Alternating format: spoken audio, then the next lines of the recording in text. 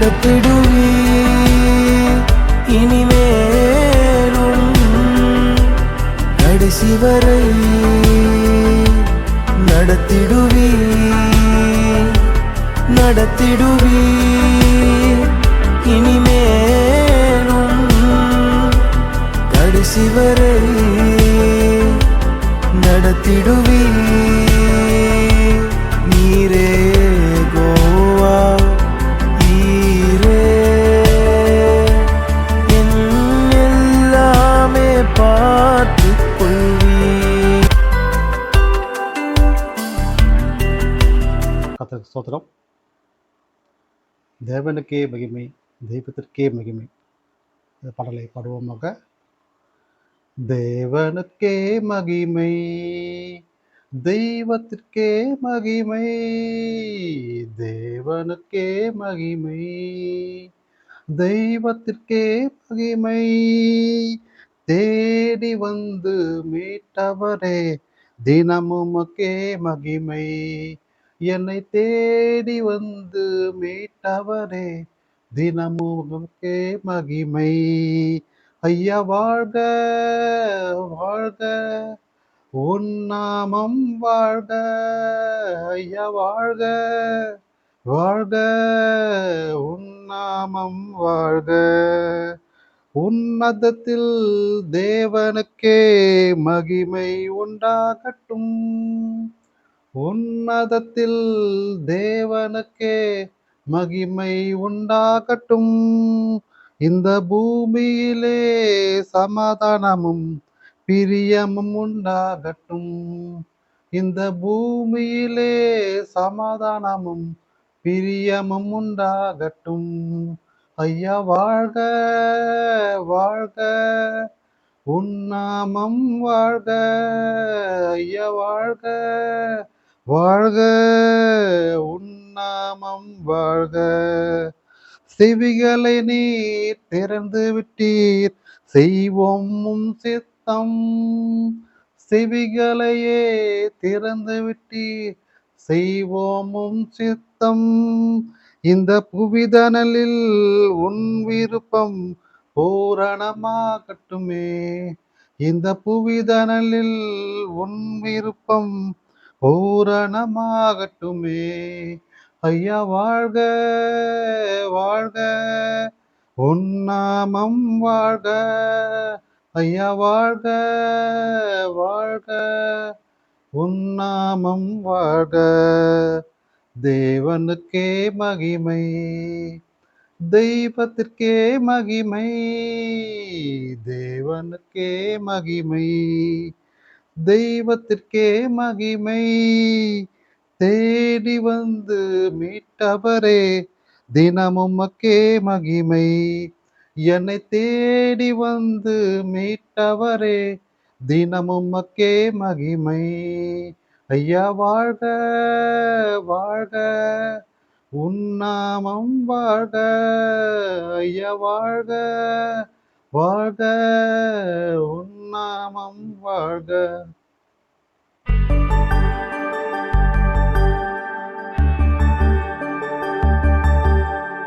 Price the Lord. கர்த்தருக்கு மகிமை உண்டாவதாக. இன்றைய நாள் ஒரு ஸ்பெஷல் டே என் வாழ்க்கையில், உங்கள் வாழ்க்கையிலும். ஏன் சொல்கிறேன்னா, இன்றைய நாள் என் வாழ்க்கையை மாற்றிய ஒரு நாள். யார் மாற்றினது? ஜீசஸ், இயேசு கிறிஸ்து எனக்குள் உரைத்த, எனக்குள் உணர்த்தின அவர் சொல்படி என்னை வழிநடத்தி இப்போது நான் பேசிக்கொண்டிருக்கிற இந்த வே டு ஜீசஸ் இந்த சேனலை தொடங்குவதற்கு எனக்கு ஆணையிட்ட தேவனுக்கு மகிமை உண்டாவதாக. நம்முடைய இயேசு கிறிஸ்து என்னை போல் எத்தனையோ பேர்கள் பாவத்திலிருந்து விடுதலைப்பட்டு வாழ்க்கையிலே பல கஷ்டங்கள் துன்பங்கள் அனுபவித்து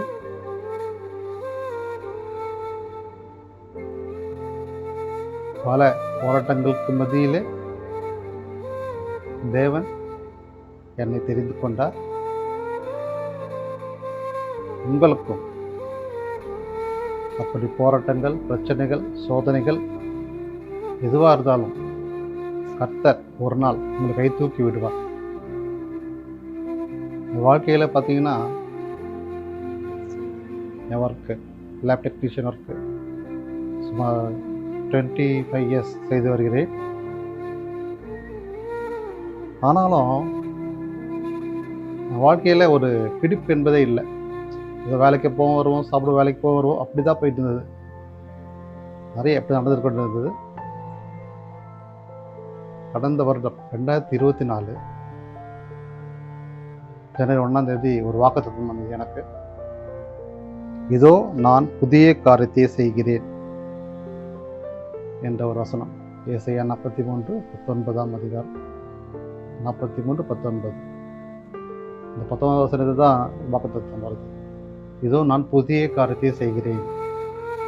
நான் நினச்சேன், சரி புது வருஷம், ஸோ நமக்கு புதுசாக தான் வேலை கிடைக்கும், இந்த வேலை வேறு வேலைக்கு போவோம், வேறு ஊருக்கு போவோம் அப்படி என்று நிறைய திங்கிங் இருந்துச்சு எனக்கு. ஆனால் கர்த்தர் நினைத்தது வேறு இல்லையா? வசனம் சொல்கிறது, உங்கள் நினைவுகள் என் நினைவுகள் அல்ல, உங்கள் வழிகள் என் வழிகள் என்ன இயேசு கிறிஸ்து சொல்லியிருக்கார். நாம் நினைச்சதெல்லாம் ஒன்று, ஆனால் கர்த்தர் நினைத்தது வேறு. எப்படி? புதிய காரியம் என்பது என்ன?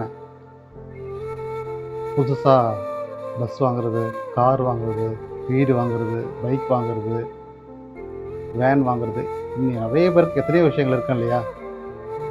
ஆனால் என் வாழ்க்கையில் எதை புதிதாக செய்தால் தெரியுமா? என்னையே புதிதாக மாற்றினான்.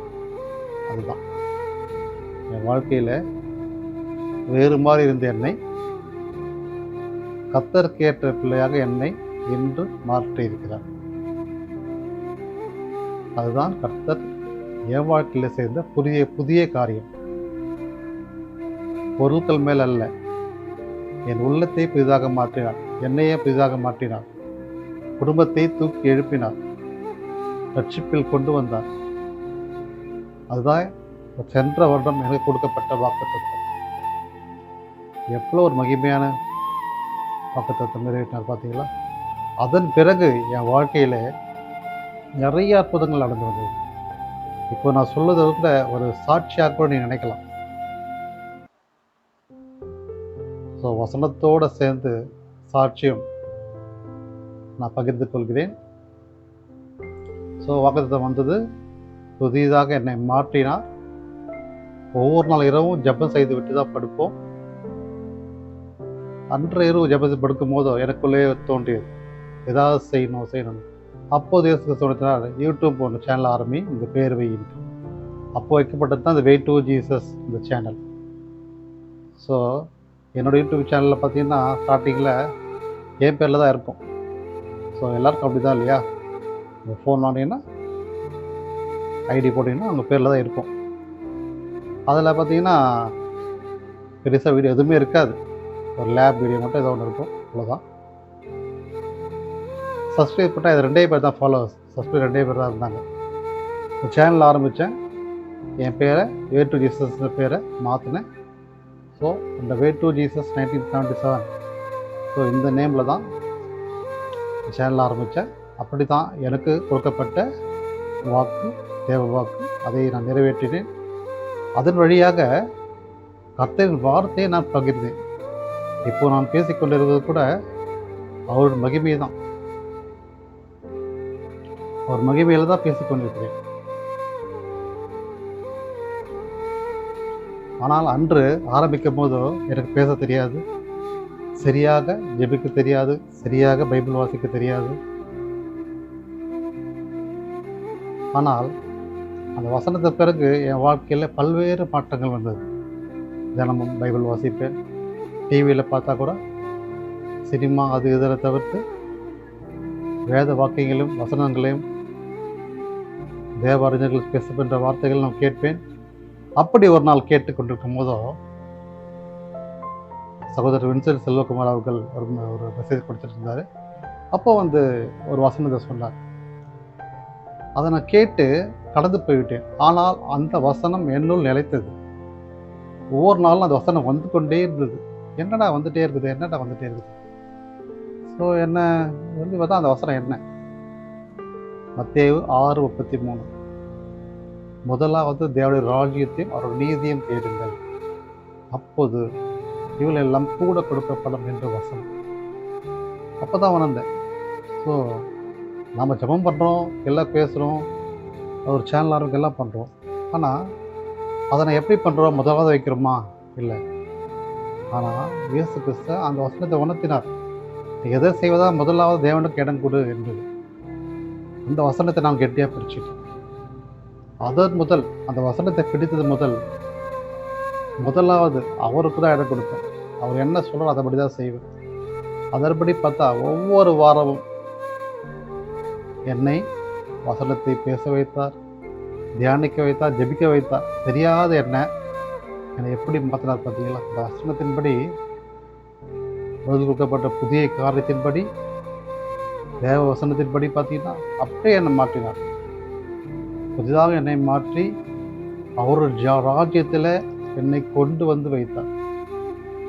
2 சப்ஸ்கிரைப் பட்டு இருந்த என்னோடய சேனலில் இன்றைக்கு 72 பேர், 70 பீப்புள்ஸ் இந்த ஒரு வருஷத்தில் என்னை ஃபாலோ பண்ணுறாங்க. நான் ஒரு சாதாரண மனிதன் தான். நிறைய பேருக்கு என்ன தெரிஞ்சிருக்காது, என்னோடய உறவுக்கு மட்டுமே தெரியும், சில பேருக்கு தெரிஞ்சிருக்கும். அப்படி தான் என் வாழ்க்கையில் இருந்தது. அந்த 70 பேர் என்பது யாருன்னே எனக்கு தெரியாது. ஃபேமிலிஸ் கொஞ்சம் தான் இருப்பாங்க, மீதி எல்லாம் அதர் கம்யூனிட்டி பீப்புள்ஸ் தான். ஒரு அனைவரும் இன்று என்னுடைய சேனலை பார்க்காது. என்னுடைய சேனல் சொல்லக்கூடாது, இது இயேசு கிறிஸ்துவின் வழியில் நடக்கின்ற ஒரு சேனல். அவருடைய சேனலை பார்க்குறாங்க. எதற்காக? கர்த்தரின் வார்த்தையை கேட்பதற்காக. நான் ஒரு சிறு ஊழியம் தான் செய்கிறேன். கர்த்தரின் மகிமையாக வைத்திருக்கிறார். எப்படி எங்கேயோ குப்பையில் இருந்த என்னை இன்று வசனத்தின் மூலமாக என்னை உச்சியில் கொண்டு சென்று வைக்கிறார். உச்சியில் என்றால் இது பெரிய லெவலில் பெரிய பணக்காரன் அப்படின்னு நினைக்காதீங்க. அவருடைய கைக்குள் இருப்பதே உச்சியில் இருப்பது போல தான்.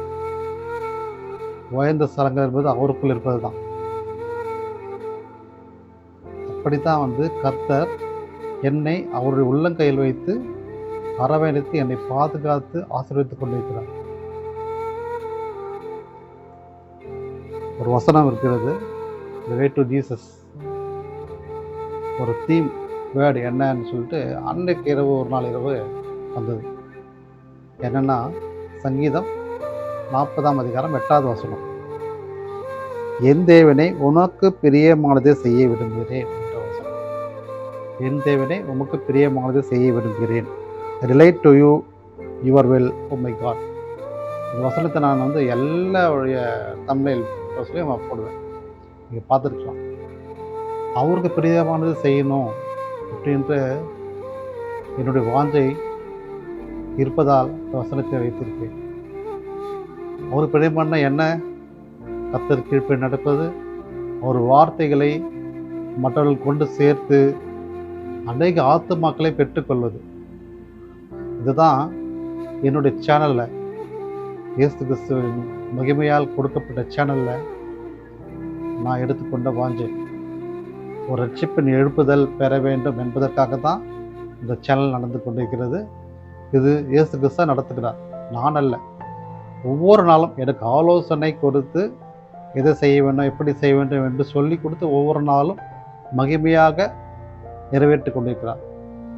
ஒவ்வொரு வாரமும் இந்த ஜபமும் செய்தியும் நான் மட்டும் செய்யவில்லை, என் குடும்பத்தின் அனைவரும் செய்ய வைத்தார். இது எனக்கானது மட்டும் இல்லை, அனைவருக்கான ஒரு பிளாட்ஃபார்ம். யாருனாலும் இதெல்லாம் பிரசங்கம் பண்ணலாம். கர்த்தரை ஊழியம் செய்கிறவர்கள், கர்த்தரை வாஞ்சிப்பவர்கள் கண்டிப்பாக இதை செய்யலாம். அப்படி தான் வந்து என் குடும்பத்தில் உள்ள அனைவரும், பிரதர்ஸ், சிஸ்டர்ஸ், சித்தப்பா, அப்பா, அம்மா, என் மகள், மகன், சிறு பிள்ளைகள் என நிறைய பேர், ஃப்ரெண்ட்ஸு, நிறைய பேரை வந்து கர்த்தரின் வார்த்தையை பகிர்ந்து கொண்டார்கள் இந்த சேனல் மூலமாக. அது மிகப்பெரிய ஆசீர்வாதம் எனக்கு கிடைத்தது. எப்படியெல்லாம் வழிநடத்தி கொண்டிருக்கிறார் என்பது நான் கண் காண செய்தார், உள்ள மகிழ செய்தார். இது என் வாழ்க்கையில் நடந்த மிகப்பெரிய ஒரு அற்புதமான ஒரு சாட்சி. இன்று வரையில் இதோ இந்த மார்ச் மாதம், சென்ற மார்ச் மாதம் ஆரம்பித்து இந்த மார்ச் மாதம் வந்துச்சு, செகண்ட் இயர் ஸ்டார்ட் பண்ண வைக்கிறேன். 1 இயர் ஃபினிஷ் ஆகி செகண்ட் இயர். நினச்சி கூட பார்க்கல இப்படிலாம் நான் இருப்பேன் அப்படின்ட்டு. ஆனால் பாருங்கள், கர்த்தர் எப்படி மகிமையாக என்னை மாற்றி அவர் ராஜ்யத்தில் கொண்டு வந்து என்னை புதிதாக மாற்றினார். இதனுடைய ஒரு மிகப்பெரிய சாட்சியாக இருக்கும். இதை கேட்டுக்கொண்டிருக்கிற உங்களுக்கும் சொல்கிறேன், நீங்கள் விசுவாசமுள்ளவர்களாக எவர்களை கேட்பீர்களோ அவர்களை பெற்றுக்கொள்வீர்கள். நீங்கள் முதலாவது தேவனிடத்தில் வாருங்கள், அவரை நாடுங்கள், உங்களுக்கு எல்லாம் கொடுக்கப்படும். இப்படித்தான் எனக்கும் கிடைத்தது. இனி வரப்போன்ற வாழ்நாள் முழுவதும் கர்த்தர் வழியில் நடக்க வேண்டும் என்பது என்னுடைய வாஞ்சியாக இருக்கிறது. இடையில் எத்தனையோ சாத்தானிய கிரியைகள் ஆட்டி வைத்து கொண்டிருந்தாலும் அதையெல்லாம் தாண்டி வசனத்தை படித்து வேதத்தை தியானித்து ஜெபித்து நாம் மகிமைப்படுத்தும் போதோ எந்த சாத்தான கிரியைகளோ நம்மை ஒன்றுமே செய்யாது. நமக்கு மட்டுமல்ல, குடும்பத்திற்கும் ஒன்றுமே செய்யாது. வேதத்தை நாம் பிரியமாக நேசிக்கும் போதோ கர்த்தர் நம்ம பிரியமாக இருப்பார், நம்மளை அனைத்து வித ஆபத்திலிருந்து பாதுகாப்பார். அது நிச்சயம். ஸோ அதற்காகத்தான் கர்த்தர் என்னை தெரிந்து கொள்கிறார். இதுவரை நடத்தினவர் இனிமேல் நடத்துவார் என விசுவாசிக்கிறேன். அதற்காகத்தான் இனிமேலும் நடத்துகிறவர். வசனத்தை நான் மனப்பூர்வமாக நம்புகிறேன். ஸோ ஆதாரமாக வசனத்தை வாசிக்கிறேன். சங்கீதம் 119:50. சங்கீதம் 119:50. உம்முடைய வாக்கு என்னை உயிர்ப்பித்தது. அவருடைய வாக்கு, கொடுக்கப்பட்ட வாக்கு தான் என்னை உயிர்ப்பித்தது. பாவத்தில் இறந்து கிடந்த என்னை கர்த்தரின் வாக்கு என்னை உயிர்ப்பித்து இன்று வல்லமையால் நிறைவேற்றிக் கொண்டிருக்கிறது, வல்லமையால் ஊழியம் செய்து கொண்டிருக்கிறது. அது இயேசு கிறிஸ்துவுடைய இந்த வசனம் என்கிற வாக்கு தான். இந்த வாக்கு தான் ஒவ்வொரு வாழ்க்கையும் உயிரை கொடுக்கும். பாவத்தில் விழுந்திருக்கிற எத்தனையோ பேர்கள் இயேசு கிறிஸ்துவின் வார்த்தை உயிர்ப்பிக்கும், மறுவாழ்வு கொடுக்கும், புதிதாய் மாற்றும் என்பது 100% உண்மை. உங்கள் வாழ்க்கையில் நீங்கள் இப்படி இருந்தால் ஒரே ஒரு இயேசு கிறிஸ்து நோக்கி வாங்க, ஜெபம் செய்யுங்க, உண்மையாக ஜெபம் செய்யுங்க. உங்கள் வாழ்க்கையை கர்த்தர் மாற்றுவார். இது அதிக நிச்சயம். எப்படி இதெல்லாம் நடந்துச்சு? அவருடைய கட்டளை கை கொள்ளுகிறது தான் எல்லாம் கிடைக்கும். வசனம் சொல்கிறது 119:56. நான் உமது கட்டளைகளை கை கொள்கிறேன் அப்படின்னால் இது எனக்கு கிடைத்தது. தாவீது ராஜா சொல்கிறார் இல்லையா, அவருடைய வசனத்தை கை கொள்ளுகிறது தான் இது கிடைக்குது. எது கிடைக்குது? ஆசீர்வாதம், பாதுகாப்பு, சமாதானம், சந்தோஷம், பலன் எல்லாமே கர்த்தர் கொடுப்பார். எல்லாம் எதனால? இயேசு கிறிஸ்து மகிமையால. என்னோட யூடியூப் சேனல் சொன்னோம் இல்லையா, த வே டு ஜீசஸ், இந்த சேனலில் ஒரு சர்ச் பண்ணி பார்த்தேன். ஸோ எத்தனை பேர் இதெல்லாம் பார்க்குறாங்க அப்படின்னு சொல்லி ஒரு ஆப்ஷன் இருக்குது. யூடியூப் ஸ்டுடியோவில் போயிட்டு பார்த்தேன். ஸோ இப்படி பார்த்தீங்கன்னா இது வரைக்கும் நான் 72 வீடியோஸ் போட்டிருக்கேன், 75 வீடியோஸ் போட்டிருக்கேன்.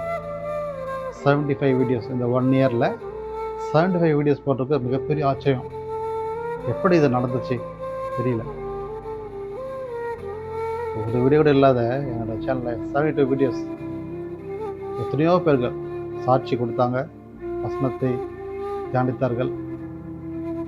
எத்தனையோ ப்ரோக்ராம்ஸ் பண்ணேன், 2 ஷார்ட் ஃபிலிம்ஸ் பண்ணேன், அதில் நானும் நடித்தேன். கிறிஸ்டின் ஷார்ட் ஃபிலிம்ஸ் அது நீங்களாம் பார்த்துருப்பீங்க.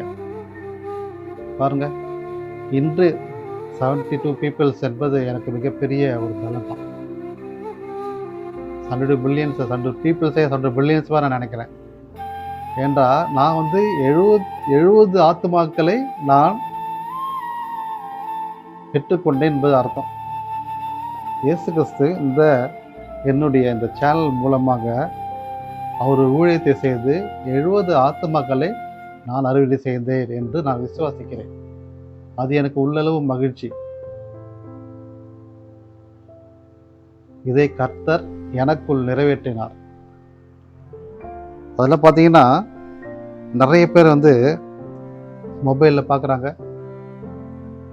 டிவியில் சில பேர் பார்க்குறாங்க, டேப்பில் சில பேர் பார்க்குறாங்க. இன்னும் சொல்லப்போனால் நம்ம இந்தியா 45% இருந்தாலும் அதர் கண்ட்ரிஸ் வந்து ஒரு 30% இருக்காங்க. அவங்க யாருன்னே எனக்கு தெரியல. சில பேர் தான் இருக்காங்க சார், மீதிலாம் யாருன்னு தெரியல. அதெல்லாம் காட்டுது. இதில் இன்னொரு ஆச்சரியமான விஷயம் என்னன்னா, சப்ஸ்கிரைப் பண்ண வந்து 52 பேர் வந்து பர்சன்டேஜ் வந்து பார்க்குறாங்க. ஆனால் இன்னொரு முக்கியமான விஷயம், ஆச்சரியமான விஷயம் என்னன்னா, என்னை ஃபாலோ பண்ணாதவங்க அன்சப்ஸ்கிரைப் வந்து 47.9% பார்க்குறாங்க. பாருங்கள், இந்த சேனலில் ஃபாலோவே பண்ணல, ஆனாலும் 47.9 48% பேர் பார்க்குறாங்களாம். பாருங்கள், இது ஒரு ஆச்சரியமான விஷயம். யார் அவங்க? கர்த்தரால் தெரிந்து கொள்ளப்பட்டவர்கள். ஒரு சாதாரண மனுஷனான என்னை இந்த சேனல் மூலமாக மக்களுக்கு அவருடைய வார்த்தையை பகிரும்படியாக எனக்கு கொடுத்து இன்று அநேக மக்களுக்கு இந்த வார்த்தையை கொண்டு சேர்க்கிறார் இந்த சேனல் மூலமாக. சப்ஸ்கிரைப் பண்ணவர்கள் தெரிந்தவர்களாக இருப்பாங்க, ஆனால் அன்சப்ஸ்கிரைப்னா யாருன்னே தெரியாதவங்க அதை பார்க்குறாங்க. அது மிகப்பெரிய ஆசீர்வாதம். இதைத்தான் கர்த்தர் விரும்புகிறார். நாம் நமக்குள்ளே ஜெபம் செய்து விட்டு போகாமல் அடுத்தவருக்கு ஜெபிக்க வேண்டும், அடுத்தவர் சென்று ஜெபிக்க வேண்டும், அவர்களை உயிர்ப்பிக்க வேண்டும். பாவத்தில் விழுந்து கிடக்கிற ஒவ்வொரு மக்களும் உயிர்ப்பிக்க வேண்டும். வசனத்தின் மூலமாக வேத வசனத்தை நாம் அடுத்த எடுத்து செல்லும் போதோ நம்ம வாழ்க்கை ஆசீர்வாதமாக இருக்கும். பணத்திற்காகவும் பொருளுக்காகவும் எப்போதுமே இல்லை. இந்த சேனல் எல்லாமே இலவசம்தான். யாரும் நல்லா பேசலாம், எப்போ நினைக்கலாம் இது பேசுனா காசு வருதா, அது வருதா, இது வருதான்னு கேட்டாங்க. ஆனால் ஒன்று சொல்கிறேன், இது எதுவுமே கிடையாது. எனக்கு 2 பேர் பார்த்தா கூட மிகப்பெரிய ஆசீர்வாதம் தான். என்னுடைய வீக்லி ஒன்ஸ் மெசேஜ் வரும், அதில் கிட்டத்தட்ட ஒரு 50% மேல் பார்க்குறாங்க. அது எனக்கு மிகப்பெரிய ஆசீர்வாதம். நிறைய சேனல்ஸை 1 மில்லியன் பார்க்குறாங்க, 3 மில்லியன் 5 மில்லியன்லாம் சொல்லுவாங்க. எனக்கு பார்க்கின்ற அந்த 30 பேர், அந்த 40 பேருமே எனக்கு வந்து 30 கோடி 40 கோடி ஆத்துமாக்களை பெற்றுக்கொண்டதற்கு சமம். 50 பேரை நான் சம்பாதிச்சது ஒரு ஆசீர்வாதம் தானே. தேவன் மகிமையாக நிறைவேற்றினார்ல, அதுவே எனக்கு ஆச்சரியமான விஷயம்தான். இது கர்த்தர் எனக்கு கொடுத்த அற்புதத்தின் அடையாளம். உங்கள் வாழ்க்கையில் நீங்கள் சோர்ந்து போயிட்டு பல்வேறு பிரச்சனைகளை மாட்டிக்கொண்டு எப்படி வெளியே வந்து தெரியாமல் இருக்கீங்க. என் வாழ்க்கையிலே உங்களுக்கு நான் சொன்னதெல்லாம் இதை நீங்கள் பார்த்து தெரிஞ்சுக்கிட்டாலே போதும். எப்படி நம் வாழ்க்கை எழுச்சி பெறும், விழுந்து கிடக்கிற நம் வாழ்க்கை எப்படி எழுச்சி பெறும். வசனத்தை கேட்பு நடக்கும் போதோ தேவ வாக்கு உங்களை உயிர்ப்பிக்கும். முதலாவது தேவனுடைய ராஜ்யத்தின் நிதியம் தேடுங்க. கர்த்தர் உங்களுக்கு இரட்டிப்பான நன்மையை கொடுப்பார், கூட கொடுப்பார், வசனம் சொல்கிறது. அதே போல தான் கர்த்தர் நாம் அவர் நேசித்து கொண்டிருக்கும் போது, ஒவ்வொரு நாள் நேசிக்கும் போது, ஒவ்வொரு நாளும் செயல்படும் போதோ, நடக்கும் போதோ, போகும்போதோ, வரும்போதோ நம்மோடு இருப்பார். உண்மையில் என் கண்ணை வைத்து உனக்கு ஆலோசனை சொல்வேன் என்று வசனம் சொல்கிறது. சங்கீதம் 32:8 வசனம் சொல்கிறது, உண்மையில் கண்ணை வைத்து ஆலோசனை சொல்வேன். பாருங்க, நாம் அவர் வழியில் போயிட்ட பிறகு, அவர்கிட்ட போயிட்ட பிறகு நமக்கு ஆலோசனை சொல்வாராம். அவருடைய கண்கள் நம்ம நோக்கமாக இருக்கும், ஆலோசனை சொல்வார். அப்படி தான் எனக்கு ஆலோசனை தினமும் சொல்லி கொண்டிருக்கார். இதை செய்யும், அதை செய்யும், இதை செய்யிட்டு ஒவ்வொரு விஷயம் நான் யார்கிட்ட போய் தெரிஞ்சுக்கல. இந்த சேனல் நடத்தும் போது பார்த்திங்கன்னா இந்த வீடியோ எடிட்டிங் பண்ணுறது, டிசைன் பண்ணுறது, இதெல்லாம் வந்து இயேசு கிறிஸ்து எனக்குள்ள ஒவ்வொரு நாளும் சொல்லிகிட்டே இருப்பார். டிசைன் ஒன்று போடுவேன், அப்புறம் டிசைன் வரும், கடைசி இறுதியாக ஒரு ஃபைனலைஸ் பண்ணி அதை நான் போடுவேன். ஸோ இப்படி தான் கர்த்தர் வந்து இதை செய்யுன்னு சொல்லிகிட்டே இருப்பார். அது நான் வந்து முயற்சி செய்துகிட்டே இருப்பேன். எல்லாமே என்னோடய மொபைல் ஃபோனில் தான். எந்த லேப்டாப்போ எந்த எக்ஸ்ட்ரா மிஷின்ஸோ எதுவுமே கிடையாது. என் மொபைல் மூலியமாக கர்த்தர் எனக்கு கொடுத்த ஞானத்தின் மூலமாக தான் எடிட்டிங் செய்து ரிலீஸ் செய்கிறேன். வேறு எந்த ஒரு யாருடைய உதவி எதுவுமே கிடையாது. ஒரே ஒருத்தர் தான் என்னோட இருக்கிறவர், ஜீசஸ். அவர் உதவியால் தான் நான் இவ்வளோத்தையும் செய்கிறேன். இது கர்த்தர் எனக்கு கொடுத்த ஆசீர்வாதம், கர்த்தர் எனக்கு கொடுத்த ஒரு பலன் தான். அவர் எனக்கு கொடுத்த இந்த பலத்தின் மூலமாக தான் இதெல்லாம் செய்கிறேன். மேலும் ஒரு முக்கியமான வசனம் சொல்லுவோம். என்னன்னா, நீங்கள் கிறிஸ்டியனாக இருக்கலாம், ஹிந்துவாக இருக்கலாம். ஸோ முதலாவது கிறிஸ்தவ மக்களுக்கு சொல்லி ஜெபம் செய்கிறோம், வரோம், சர்ச்சுக்கு போகிறோம், வரோம், ப்ரேயர் பண்ணுறோம், கேட்குறோம், வந்துடும், அவ்வளோதான். திருப்பி வாரம் போகிறோம். அதில் 7-6 டேஸ் ஒன்றும் பண்ணுறதில்லை. இப்போ நிறைய வீடுகளில் இன்றைக்கு குடும்ப ஜெபம் இல்லை. சில வீடுகளுக்கு உள்ளது. சில பேர் தனிப்பட்ட ஜெபம் செய்துட்டு போயிடுவாங்க. அதெல்லாம் ஒரு என்ன சொல்கிறது, கடமைக்காக. அப்படி இருக்கக்கூடாது. விசுவாசிக்கணும். இயேசு கிறிஸ்துவை விசுவாசித்து ஜெபிக்கணும். ஜெபம் செய்து கேட்பதால் மட்டும்தான் உங்களுக்கு கர்த்தர் கொடுப்பார். அதான் வசனம் சொல்கிறது, கேட்கிறவன் எவனும் பெற்றுக்கொள்வான். லூக்கா 11:10, லூக்கா 11:10 கேட்கிறவன் எவனும் பெற்றுக்கொள்வான். எப்படி கேட்கிறவன் எவனும்? அந்த எவன் என்பது கர்த்தரின் பிள்ளையாக இருக்கணும். கேட்கிறவன் வந்து கர்த்தருக்குள் இருக்கணும். கர்த்தருக்குள் இருந்து நம்ம கேட்கும் போதோ அவன் பெற்றுக்கொள்வான். பாவத்தை செய்துவிட்டு நீ கேட்டால் கண்டிப்பாக கிடைக்காது. அதை நீங்கள் தெரிஞ்சுக்கொள்ள வேண்டும். கடமை கிறிஸ்தவமாக இல்லாமல் ஒரு உண்மையுள்ள கிறிஸ்தவ வாழ்க்கை வாழும்போதோ, அப்போது நீங்கள் ஜெபம் செய்து கேட்கும் போதோ கர்த்தர் உங்களுக்கு கொடுப்பார். அதுதான் இந்த வசனத்தின் அர்த்தம். நம்ம எது வசனம் படி பண்ணுறதுக்குன்னு நம்ம கேட்டாச்சு, கர்த்தர் சொல்லி கிடைக்கும். அப்படி இல்லை. நீங்கள் வசனத்தை கீழ்ப்படி நடக்கும் போதோ கண்டிப்பாக கர்த்தர் கொடுப்பார். உங்களுடைய பலவீனங்கள்லாம் பலமாக மாற்றுவார். உங்கள் சுகவீனங்கள்லாம் சுகமாய் மாற்றுவார். நீங்கள் விசுவாசமாக கேட்டுக்கொண்ட எதுவோ அது உங்களுக்கு செய்யப்படும் என வசனம் சொல்கிறது. அதே போல் உங்கள் வாழ்க்கையில் நீங்கள் விசுவாசமுள்ளவராக இருந்தால் எல்லாமே நீங்கள் பெற்றுக்கொள்ளலாம். மேலும் சில வசனங்களை வாசிக்கிறேன். அவருடைய வல்லமை, அவருடைய கிருபை, அவருடைய தயவு எப்போதும் நமக்குள்ளே இருக்க வேண்டும். நாம் எங்கு போனாலும் வந்தாலும் அவருக்கு சிறு ஜெபம் செய்துவிட்டு போக வேண்டும், வர வேண்டும். இப்போது கூட நான் பேசிக்கின்றது கூட அவங்க ஜெபம் செய்துவிட்டு தான். ஏசப்பா, அதெல்லாம் செய்கிறேன், என்னோடய வார்த்தைகளை நீர் பேசணும், நீர் என்னுடைய உதவி மூலமாக பேசணும்னு சொல்லி நான் கேட்பேன். அதுதான் வசனமாக சொல்கிறது. யாத்திராகமம் 4:12, நான் உன் வாயோடு இருந்து நீ பேச வேண்டியதை உனக்கு போதிப்பேன் என்று வசனம் சொல்கிறது. இந்த வசனம் முதல் முறையாக நான் எப்படி பேச வேண்டும் யோசிக்கும் போதோ இது ஒரு வசனம் இருக்குமே நம்ம யோசித்தேன். ஆனால் எங்கே இருக்குதுன்னு தெரியாது. அப்போது தான் அது வசனம் கர்த்தர் காண்பித்தார். யாத்திராகமத்தில் 4:12, நான் உன் வாயோடு இருந்து நீ பேச வேண்டியதை உனக்கு போதிப்பேன் என்று வசனம் சொல்கிறது. யாரோட எது வேணால் பேசிட முடியாது. ஞானம், கர்த்தரின் ஞானம் இருந்தால் மட்டுமே பேச வேண்டும். அந்த ஞானம் இருந்தால் கர்த்தர் நம்மோடு இருந்து நம் வாய் மூலமாக ஒரு வார்த்தைகளை பேச வைப்பார். இன்று நான் பேசிக்கொண்டது கூட இயேசு கிறிஸ்து எனக்குள் இருந்துதான் இன்று வார்த்தைகள் மூலமாக பேசிக்கொண்டிருக்கிறேன். அவருடைய கிருபையால் தான் நான் பேசிக்கொண்டிருக்கிறேன்.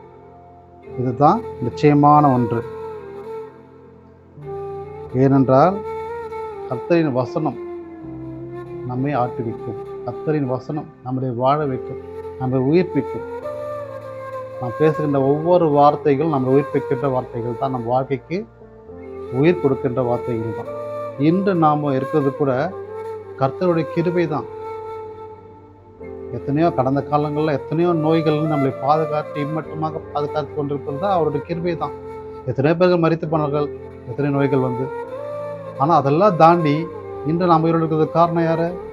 இயேசு கிறிஸ்து மகிமை தான். அவரை நாம் பெட்டியாக பிடித்து கொண்டதால் தான் இன்றைக்கு எத்தனையோ பேர்கள் இயேசு கிறிஸ்துவை மறுதளித்து வாழ்ந்து கொண்டு பாவத்தில் விழுந்து கொண்டு அவரை ஏசிக்கொண்டு அவரை அவமானப்படுத்தி கொண்டிருக்கிறார்கள்.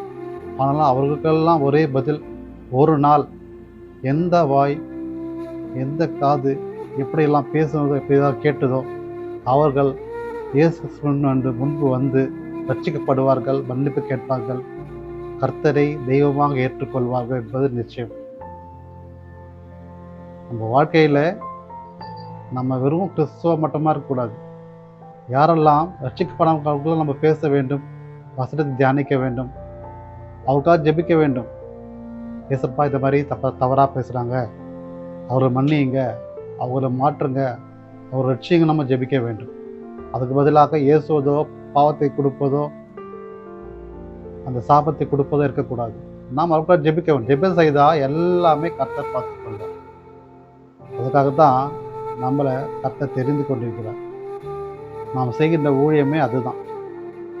கர்த்தரின் ஊழியமே மற்றவர்களுக்காக ஜெபிக்க வேண்டும், அவர்கள் ரட்சிப்பு நிற்பதிலை கொடுக்க வேண்டும் என்பதற்காகத்தான். ஜபம் செய்வது ஒன்று, வீட்டில் நடப்பது வேற ஒன்றாக இருக்கக்கூடாது. சில பேர் வந்திருக்காங்க, நல்லா ஊழியம் செய்வாங்க, வல்லமையாக எழுப்புதலை கொடுப்பாங்க, வசனத்தை கொடுப்பாங்க. ஆனால் வீட்டில் சமாதானம் இருக்காது, சந்தோஷம் இருக்காது, பிரச்சனைகள், குற்றங்கள், குறைகள் நிறைய இருக்கும். இது நமக்கு கர்த்தருக்கு விருப்பமானதா? இல்லையே. அப்போது இருமனதாக இருக்கக்கூடாது. நாம் கர்த்தரின் ஊழியம் செய்பவர்கள் இருமனதாக இருக்கக்கூடாது, ஒரே மனதாக, ஒரே விசுவாசம். எப்படி தேவன் ஒருவரே, அதே போல் நம்ம மனசை ஒருவருக்காக இருக்கணும், ஒரே மனசாக தான் இருக்க வேண்டும். வசனத்தை மற்றவர்கள் சொல்வது மட்டும் இல்லை, முதலாவது நமக்கு ஏற்றுக்கொள்ள வேண்டும். நாம் ஏற்றுக்கொள்ளும் போது தான் கர்த்தர் நம்ம வசனத்தை கேட்டு நம்முடைய நடவடிக்கைகளை அவர் சரிபார்ப்பார், நம்மளை நன்றாக வழிநடத்துவார். நாம் மற்றவருக்கு ஒன்று சொல்லிவிட்டு நாம் வேறு வழியில் சென்று கொண்டிருப்போமானால் நாம் பேசுகின்ற வசனம் மற்றவர்கள் சென்று அடையாது, அந்த ஆசீர்வாதம் நமக்கு கிடைக்காது. அதுவும் ஒரு பாவம் தான். வெளியிலே நல்லவனா போல் இருந்து வீட்டுக்குள்ளே பாவத்தை செய்து கொண்டிருந்தால் அது யாரை பாதிக்கும்? நம்ம இயேசு கிறிஸ்து அவர் ரொம்ப மனசு கஷ்டப்படுவார். இது ஒரு ஏமாற்று வேலை இல்லையா? ஸோ நீங்கள் ஜெபம் செய்தா, விசுவாசித்தா, வசனம் சொன்னால் அதற்கு நடங்க, முயற்சி செய்யுங்க. வாழ்க்கையில் எத்தனை பிரச்சனைகள் வரலாம், எத்தனை சோதனைகள் வரலாம். ஆனால் எல்லாவற்றுக்கும் இயேசு கிறிஸ்துவின் வார்த்தையை போய் நான் நடக்கும் போதோ, பொறுமையாக இருக்கும் போதோ கர்த்தர் ஜெயமாக மாற்றுவார், சமாதானத்தை கொடுப்பார். இதை நீங்கள் கெட்டியாக பிடிச்சிங்க. வசனத்தை முடிஞ்ச அளவுக்கு நீங்கள் வாழ்க்கையில் நடக்க பாருங்கள். அதுதான் நமக்கு தேவை. இயேசு கிறிஸ்துவை பார்க்கவில்லை என்றாலும் அவர் வசனத்தைப்படி இயேசு கிறிஸ்துவை போல வாழ முயற்சி செய்யுங்க. யாரையும் குற்றம் சொல்லாதீங்க, யாருக்கும் சாபம் கொடுக்காதீங்க, யாரையும் தவறாக பேசாதீங்க. எப்படி நீங்கள் வெளியில் பிரசங்க பண்ணுகிறீங்களோ அதே போல் வாழ்க்கையில் நடக்க முயற்சி செய்யுங்க. ஒவ்வொருத்தரும் எப்படி நம்ம சர்ச்சுக்கு போயிட்டு ஜெபம் செய்துவிட்டு அமைதியாக சாந்தமாக ஜெபித்துட்டு வருகிறோமோ அதே போல் வீட்டில் வந்தால் கூட அந்த அமைதி, சாந்தம், அன்பு, சமாதானம் இருக்க வேண்டும். அப்படி நடக்கும்போது தான் நம்ம வாழ்க்கை கர்த்தர் பரிசுத்தமாக்குவார். அப்போ தான் பரிசுத்த முறையில் ரட்சிப்படையணும்னு அர்த்தம். நாம் ஜெபிக்கின்ற அடையும் ரட்சிப்பில் இருக்கோம்னு நம்ம சொல்ல முடியாது. நம்ம எப்படி வாழ்கிறோமோ அதுதான் பரிசுத்த வாழ்க்கையின் அடையாளம். அதுதான் இயேசு கிறிஸ்துவின் மகனாக இருப்பதற்கான அடையாளம். வெளிப்படுத்த 2:10 சொல்லுது, நீ மரண பரியந்தத்தில் உண்மையாயிரு, அப்போது ஜீவ கிரீடத்தை உனக்கு தருவேன். அவர்கள் மரணம் பரியந்த வரை உண்மையாக இருக்கணுமா? யாருக்கு? இயேசு கிறிஸ்து உண்மையாக இருக்கும்போது தான் ஜீவ கிரீடத்தை நமக்கு கொடுப்பார். ஜீவ கிரீடம் என்ன? ஒரு ராஜாவின் அடையாளத்தை ராஜாவை போல மாற்றுவார். கிரீடம் யாருக்கு கிடைக்கும்? ராஜாவுக்கு தானே கிடைக்கும். அதுவும் ஜீவ கிரீடம்னா என்னது? நித்திய வாழ்க்கை. நித்திய வாழ்க்கை எங்கே இருக்குது? பரலோகத்தில் இருக்குது. ஸோ ஜீவ கிரீடம் ஒன்று தருவேன்னா பரலோகத்துக்கு இடம் தருவேன் என்றது அர்த்தம். இயேசு கிறிஸ்துவ நாம் இருக்கலாம். மரண பரியந்த வரை, நாம் மரணம் இறுதி வரை உண்மையுள்ளவனாக இருக்கணும். யாருக்கு? இயேசு கிறிஸ்து உண்மையுள்ளவனாக இருக்க வேண்டும். எப்படி இருக்க வேண்டும்? வசனத்தைப்படி கீழ்ப்படி நடப்பவருக்கு மட்டும்தான் அந்த ஜீவ கிரீடம் என்கின்ற பரலோகத்தின் இடம் நமக்கு கிடைக்கும். நாம் உண்மையுள்ள வாழ முயற்சி செய்ய வேண்டும். இன்றைய நாள் ஒரு பரிசுத்தமான ஓய்வு நாள். இந்த நாளையில் கூட இந்த முதலாவது சண்டேல இந்த வார்த்தைகள் உங்கள் வாழ்க்கையில் ஒரு மாற்றத்தை ஏற்படுத்தும் என்று விசுவாசிக்கிறேன். நீங்கள் உண்மையுள்ளவராக இருங்க. ஜீவ கிரீடம் கர்த்தர் உங்களுக்கு கொடுப்பார். இதற்கு கர்த்தர் உண்டு பண்ணின நாள், இதில் மகிழ்ந்து களி கூறுவோம் என்று வசனம் சொல்கிறது. அந்த வசனத்தைப்படி நாம் நடக்கணும். சங்கீதம் 124 கர்த்தர் உண்டு பண்ணிடலாம், இதில் மகிழ்ந்து களி கூறுகிறோம். அது என்ன சண்டே மட்டும்தானா அப்படின்னு நீங்கள் கேட்குறீங்க. இல்லை, ஒவ்வொரு நாளும் கர்த்தர் உண்டு பண்ணின நாள் தான். ஒவ்வொரு நாளும் நம்ம கண் விழிப்பதே கர்த்தர் நமக்கு கொடுத்த ஒரு கிஃப்ட் தான். எத்தனையோ பேர் இறந்து விடுகிறார்கள். காலையை காண அடுத்த நாளை காணாமலே இறந்து விடுகிறார்கள் இல்லையா? தூக்கத்தில் இறந்துட்டாங்க எத்தனையோ பேர். எத்தனையோ பிரச்சனைகள் இன்றைக்கி இருக்கிறவங்க நாளைக்கு இல்லாமல் போகிறான். எத்தனையோ பிரச்சனைகள் மத்தியிலே வாழ்ந்து வருகிறோம். அதே போல தான் நம்ம ஒவ்வொரு நாளும் காண செய்வது இயேசு கிறிஸ்துவின் கிருபையால் தான். ஒவ்வொரு நாளும் கர்த்தர் உண்டு பண்ணின நாள் தான். அதில் நம்ம மகிழ்ந்து களி கூற வேண்டும். எப்படி? கர்த்தரை கெட்டியாக பிடிச்சிட்டு அவர் வழியில் நடக்கணும். அவரோடு நீ நடக்கும் போதோ அவர் உங்களோடு இருப்பார். நம்முடைய வலது பரிசத்தில் விட்டு இருப்பார், நமக்குள்ளே இருப்பார். நீங்கள் ஜெபத்தில் எவைகளை கேட்பீர்களோ அவர்களை பெற்றுக்கொள்வீர்கள். நீங்கள் உண்மையுள்ள ஜெபம் செய்யுங்க. நீங்கள் கேட்பதற்கு மேலானதை கர்த்தர் கொடுப்பார். இரட்டிப்பான நன்மையால் கொடுப்பார். இது நிச்சயமாக ஒவ்வொரு வாழ்க்கையில் நடக்கும். உங்கள் வாழ்க்கையில் கூட இப்படிப்பட்ட ஆசீர்வாதங்களை நீங்கள் பெற்றுக்கொள்ள வேண்டுமென்றால் முதலாவது தேவனுடைய ராஜ்யத்தின் நீதியையும் தேடுங்க. அப்போது இவர்கள் எல்லாம் கூட கொடுக்கப்படும்.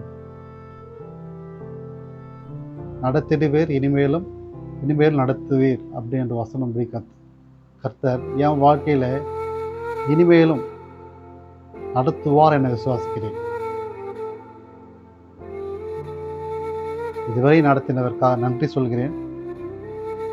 நான் இப்போ பேசிக்கொண்டிருக்கிறது, வாழ்ந்து கொண்டிருக்கிறது எல்லாமே அவருடைய கிருபையால், அவர் மகிமையால் தான். இனிமேலும் கர்த்தர் என்னை மகிமையாக வழிநடத்துவான்னு விசுவாசிக்கிறேன். அதே போல தான் உங்கள் வாழ்க்கையிலும் சோர்ந்து போகாமல், பிரச்சனைகள் மத்தியில் வாழாமல், அவமானப்பட்டு அழுது கொண்டு இருக்காமல், எத்தனையோ குறைவுகள் மத்தியில் வாழ்ந்து கொண்டு இருக்கிறாமல், எத்தனையோ சுகவீனங்கள் மத்தியிலும் வாழ்ந்து கொண்டிருக்காமல், எத்தனையோ பலவீனங்கள் வலிகள் மத்தியில் வாழ்ந்து கொண்டிருக்காமல், எல்லாவற்றையும் நீங்கள் இயேசு கிறிஸ்து நிறுத்தி ஒப்படைத்து விட்டு ஜெபத்தில் உண்மையுள்ளவராய், மரண பரிந்து மாதிரி உண்மையுள்ளவராய் நீங்கள் எல்லாவற்றையும், உங்களுடைய துக்கம், சுகவீனங்கள் எல்லாவற்றையும் இயேசு கிறிஸ்துவை ஒப்படைத்து விட்டு நீங்கள் விசுவாசம் உள்ளவராய் காத்திருங்க. கர்த்தர் உங்களுக்கு அனைத்தும் மகிமையாக நிறைவேற்றுவார், அற்புதங்களே செய்வார். நீங்கள் ஜெபத்தில் எவைகளை கேட்பீர்களோ அவைகள் எல்லாவற்றையும் கர்த்தர் கொடுப்பார். அதுதான் இயேசு கிறிஸ்துவின் அடையாளம். நீங்கள் கேட்பது எதுவாக இருந்தாலும் பெற்றுக்கொள்ளலாம். உங்கள் கவலைகளெல்லாம் அவர்கள் வைத்து விடுங்கள், அவர் உங்களை ஆதரிப்பார். வசனம் சொல்கிறது, உங்கள் துக்கம் சந்தோஷமாக மாறும். நீங்கள் கலங்க வேண்டாம், துக்கமடைய வேண்டாம், யாருக்காகவும் பயப்படவும் வேண்டாம். உங்களுக்கு விரோதமாக யார் கூறினாலும் கர்த்தர் அனைத்தையும் முறியடித்து உங்களை அரணாக, கோட்டையாக இருந்து பாதுகாப்பார். எவர்கள் உமக்கு விரோதமாக கூடுகிறார்களோ அவர்கள் உன் பட்சத்தில் வருவார்கள் என வசனம் சொல்கிறது. யார் உங்களோட சண்டை போட்டாலும் சரி, அவர்கள்லாம் சமாதானமாக உன்னை தேடி வருவாங்க. நீங்கள் ஒன்றுமே பண்ணவா, நீங்கள் சும்மா இருந்தால் போதும், ஜெபம் பண்ணால் போதும். இயேசு கிறிஸ்து உங்களுக்காக எல்லாமே செய்வார். இதுவரையில் நீங்கள் பைபிளை தொடல ஜெபிக்கலைன்னா இனிமே பைபிள் எடுங்க, வேத வாசிங்க, ஜெபம் செய்யுங்க. உங்கள் வாழ்க்கை அற்புதமாக மாறும். இப்போ நான் பேசிக்கொண்டு ஒவ்வொன்றுமே என்னோடய சாட்சியாகத்தான் இருக்கும். அந்த சாட்சியை தான் உங்களுக்கு நான் சொல்லியிருக்கேன். நீங்களும் இப்படி விசுவாசம் ஆசீர்வாதம் பெற்றுக்கொள்ள வேண்டும் என்றால் நீங்கள் ஜெபம் செய்யுங்க. எப்படி நான் ரட்சிக்கப்பட்டு இந்த சேனல் மூலமாக அநேக ஆத்துமாக்களை நான் பெற்றுக்கொண்டிருக்கணும், அதே போல் நீங்களும் செய்யலாம். சொல்லப்போனால் ஒவ்வொரு கிறிஸ்தவ மக்களும் அவன் ஃபோன் சும்மா தான் வச்சுருக்கிறோம், ஏதோ பார்க்குறோம்.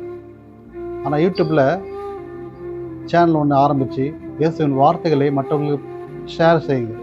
வாட்ஸ்அப்பில் போட்டு ஷேர் பண்ணுங்கள், வசனத்தை போடுங்க, 4 பேர் பார்ப்பாங்க. எத்தனையோ சினிமா நியூஸோ எத்தனையோ நியூஸ்லாம் ஷேர் பண்ணுறோம், ஸ்டேட்டஸ்லாம் வைக்கணும். வசன ஸ்டேட்டஸாக வைங்க, 4 பேர் பார்த்துட்டோம். அதுவே ஒரு சின்ன ஊழியம்தான். உங்களுடைய வார்த்தைகளை கர்த்தர் கொடுத்த ஞானத்தை மக்களுக்கு தெரிவித்து அவர் ஆத்ம ஆதாயப்படுத்துங்க. ரட்சிப்புகளை கொண்டு வரது வார்த்தைகள் மூலமாக, தேவ வார்த்தைகள் மூலமாக கொண்டு வரதுக்கு இந்த சேனல் மூலமாக நீங்கள் பேசுங்க. எப்படி என் வாழ்க்கையில் ஆசீர்வாதத்தை கொடுத்தாரோ அதே போல் உங்கள் வாழ்க்கையில் நடக்கும். என்னுடைய தாழ்மையான வேண்டுகோள், ஒவ்வொரு கிறிஸ்தவ மக்களும் இந்த சேனல் மூலமாக நீங்கள் பேசுங்க, பாடல்களை பாடுங்க. உங்கள் வாழ்க்கை இரட்டிப்பான ஆசீர்வாதத்தை கர்த்தர் கொடுப்பார். நிறைய பேர் ஷை பண்ணலாம், ஐயோ எப்படி நான் வீடியோலாம் பேசுறது, இதுக்கு நான் பேசுறதே கிடையாது, பாடுறதே கிடையாது. நானும் அப்படி தான் இருந்தேன். எனக்கு பேசவே தெரியாது. நிறைய பேருக்கு தெரியும், குடும்பத்தில் இருக்கு. எனக்கு பேச தெரியாது, பைபிள் வாசிக்க தெரியாது, ஜெபிக்க தெரியாது. யார் ஜெபிச்சாலும் நான் ஓரமாக இருப்பேன், அமைதியாக இருப்பேன். எனக்கு கேட்கக்கூட எனக்கு தெரியாதுன்னு எனக்கு கேட்க மாட்டாங்க. இப்படி ஜெபின்னு சொன்னால் கூட இல்லை இல்லை அப்படின்னு சொல்லுவேன். ஆனால் இன்றைக்கி பாருங்கள், இவ்வளோ நேரம் உங்களோட பேசிகிட்டு இருக்கேன். சுமார் 75 வீடியோஸ் இருக்குது. மோஸ்ட்லி 60-70% நான் பேசியிருப்பேன், பாடியிருப்பேன், ஜெபிச்சிருப்பேன். சொல்லப்போனால் ஒரு ஷார்ட் ஃபிலிம் நடிச்சிருக்கேன். இதெல்லாம் எப்படி கிடச்சிச்சு? எல்லாம் இயேசு கிறிஸ்துவால தான். அவரை நோக்கி நீங்கள் வாங்க, உங்களை கர்த்தர் மாற்றுவார். அதான் என் வாழ்க்கையில் நடந்தது. நீங்கள் எதுக்காக ஷை பண்ண வேண்டிய அவசியம் இல்லை. கர்த்தர் உங்களை தெரிந்து கொண்ட பிறகு நீங்கள் எதற்காக யாருக்காக இருக்க வேண்டும்? நீங்கள் பேசுகிறது கர்த்தர் பார்ப்பார்.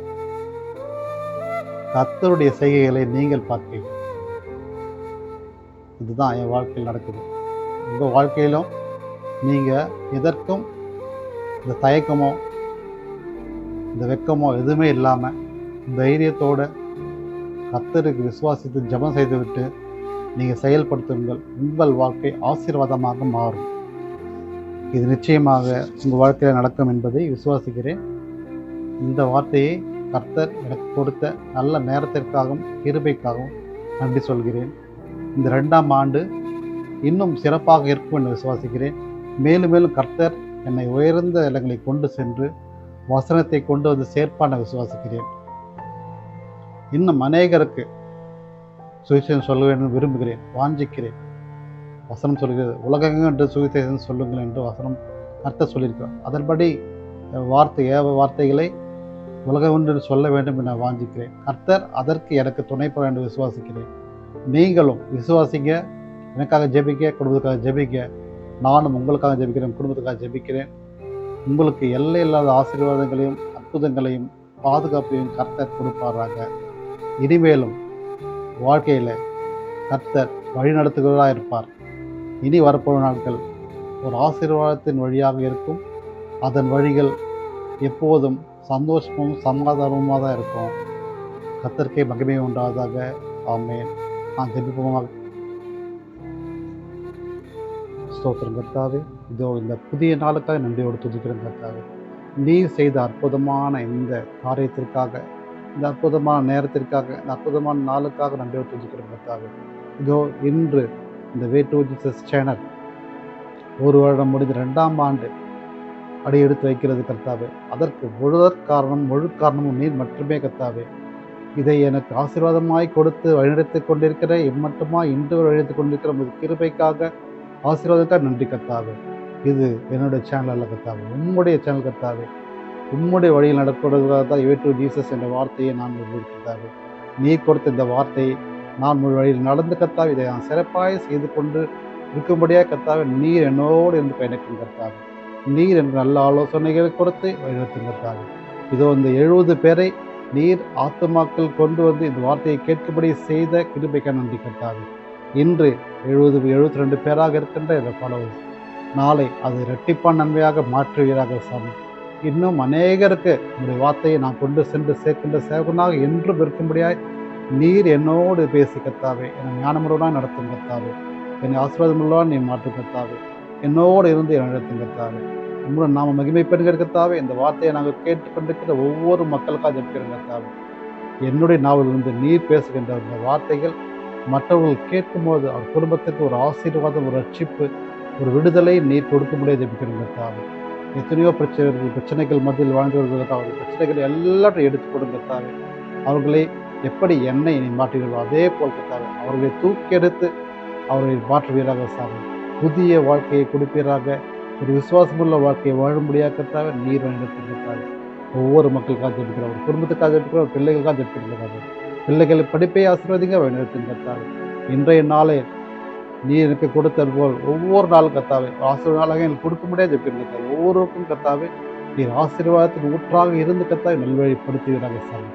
நாங்கள் ஒவ்வொருவரும் விசுவாசித்து ஐக்கியப்பட்டு இந்த வாக்கையை நாங்கள் பெற்று உயிர்ப்பித்து வாழ்கின்ற வாழ்க்கையாக நாங்கள் வாழும்படியாக ஜெபிக்கிறோம் கர்த்தாவே. நீரே நல்வழிப்படுத்துவதாக ஆசீர்வாதத்தை கொடுக்கிறாங்க சாமி. தொடர்ந்து மகிமை, ஒரு ஆசீர்வாதம், ஒரு கிருபை எங்களோடு இருந்து எங்கள் பயணிக்கிட்டு கர்த்தாவே. இந்த சேனல் மூலமாக இன்னும் அநேக ரட்சிப்பில் கொண்டு வரும்படியாக ஒரு ரட்சிப்பின் எழுப்புதல் நாங்கள் பெற்றுக்கொள்ளும்படியாக கர்த்தாவே நீர் நடத்துவீராக. ஆசீர்வாதிங்க. தொடர்ந்து எங்களோடு இருந்து எங்கள் காரியங்கள் வாய்க்க செய்வீராக வழிநடத்துகிறோம். மீட்பர் இயேசு கிறிஸ்து மூலமே வேண்டிக்கிறோம் ஜீவ நல்ல பிதாவே, ஆமென். என் ஆத்மாவே கர்த்தரை ஸ்தோத்திரி, என் முழுமே அவர் பிரசித்த நாமத்தை ஸ்தோத்திரி. என் ஆத்மாவே கர்த்தரை ஸ்தோத்திரி, கர்த்தர் செய்த சகல உபகாரங்கள் மறவாதே. ஆமென். Praise the Lord. கர்த்தருடைய மகிமை எப்போதும் உங்கள் மேல் இருக்கும். எல்லா துதிகான மகிமை கர்த்தர் ஒருவருக்கே செலுத்துகிறேன். ஆமென். நடத்திடுவீர் இனிமேலும் கடைசி வரை நடத்திடுவீர்